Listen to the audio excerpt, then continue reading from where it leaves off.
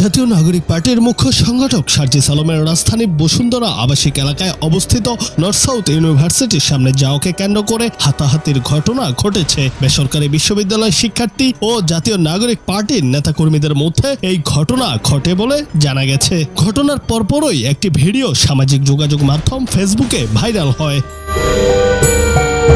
ওই ঘটনার বর্ণনা দিয়ে মাঝরাতে ফেসবুকে একটি পোস্ট করেছেন সার্জিস আলম। পোস্টে সার্জিস জানান, ইফতারের পর বসুন্ধরা আবাসিক এলাকার প্রাইভেট ইউনিভার্সিটির সহযোদ্ধাদের সঙ্গে চায়ের আড্ডা দিতে এবং তাদের কথা শুনতে যান। সন্ধ্যা 7টা থেকে রাত 10টা পর্যন্ত তাদের সঙ্গে গল্প আড্ডা হয়। আড্ডা দিয়ে নর্থ সাউথ ইউনিভার্সিটির সামনে দিয়ে হেঁটে আসার সময় দেখেন 10 থেকে 12 জন ডাবি সিন্ডিকেট নিয়ে স্লোগান দিচ্ছে। এর মধ্যে ছাত্রদলের সেন্ট্রাল নেতা আহমেদ শাকিল ছিলেন।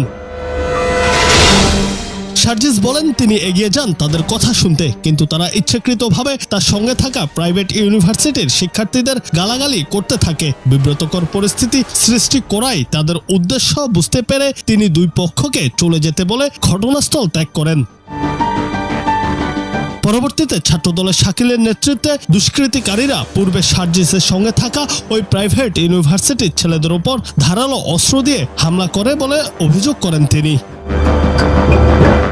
16 বছর ধরে ছাত্রদল টোকাই লীগের দ্বারা নির্যাতিত হওয়ার পর আজকে যদি ছাত্রদলের কেউ একইভাবে টোকাই লীগের মতো আচরণ করে, তাহলে তার পরিণতি টোকাই লীগের মতো হতে খুব বেশি দিন লাগবে না বলে হুঁশিয়ারি দেন তিনি। এ সময় তিনি হামলাকারীদের নিকট অতীত থেকে শিক্ষা নেওয়ারও আহ্বান জানান।